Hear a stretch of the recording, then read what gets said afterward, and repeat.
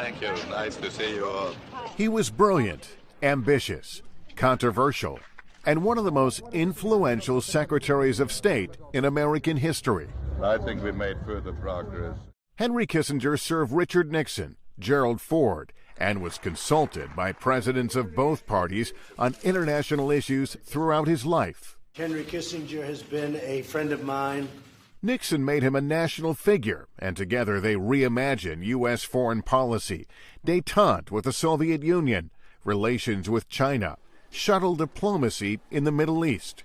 Kissinger helped shape Nixon's policy in Vietnam and negotiated an end to the war, famously declaring success prematurely, just days before the 1972 election. We believe that peace is at hand. He was awarded the Nobel Peace Prize. Nothing that has happened to me in public life has moved me more than this award. Though his co-recipient, North Vietnam's Le Duc Tho, declined the honor.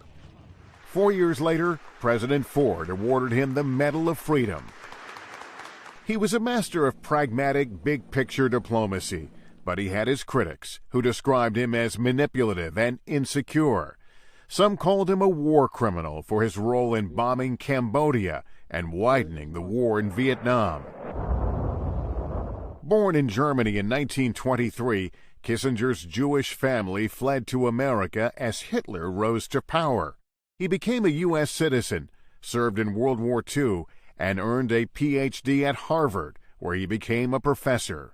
He caught the eye of Richard Nixon, who made him National Security Advisor, then Secretary of State, the only person ever to hold both jobs simultaneously.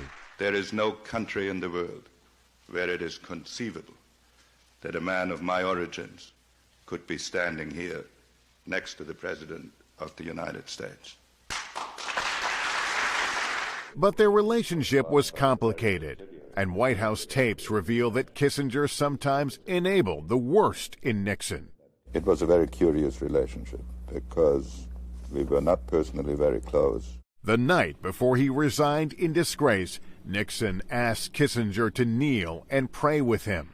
And of course it was a crushing event, but I think of that evening as an experience with dignity, and it was very moving. Kissinger was no faceless bureaucrat. He was a world-renowned celebrity. I loved your foreign accent. And he loved the spotlight. He was even something of a pop culture icon. After leaving government, he opened his own consulting firm, remaining active and sought after for decades. At 95, eulogizing John McCain's life, Kissinger sounded a wistful note about his own. Like most people of my age, I feel a longing for what is lost and cannot be restored. Henry Kissinger was a man of great accomplishment and controversy. But as he once told NBC's Barbara Walters, he had no regrets. If I had to do it over again, I would do again substantially the same way, which may make me unreconstructed, and maybe one reason why I'm at peace with myself. Lester Holt, NBC News, New York.